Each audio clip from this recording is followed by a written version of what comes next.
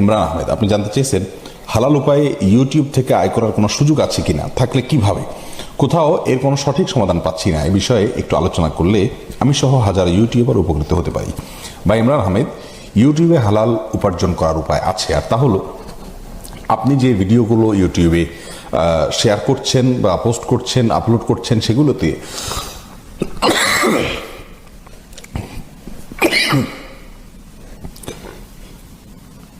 সেই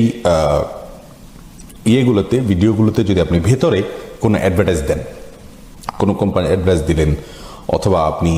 কোনো পণ্যের অ্যাডভার্টাইজ দিলেন, সেটি আপনার নিয়ন্ত্রণে যদি থাকে, অ্যাডভার্টাইজটা আপনি নির্মাণ করলেন অথবা যারা নির্মাণ করেছে সেটা যদি আপনি দেখে সেখানে কোনো হারাম পণ্যের অ্যাডভার্টাইজ দেওয়া না হয়,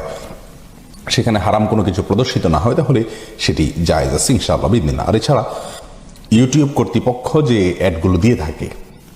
অর্থাৎ তাদের মাধ্যমে যে অ্যাডগুলো আমাদের ইউটিউব চ্যানেলে শো হয়ে থাকে, সেগুলো জায়েজ নেই। তার কারণ হলো সে সমস্ত অ্যাডগুলোর মধ্যে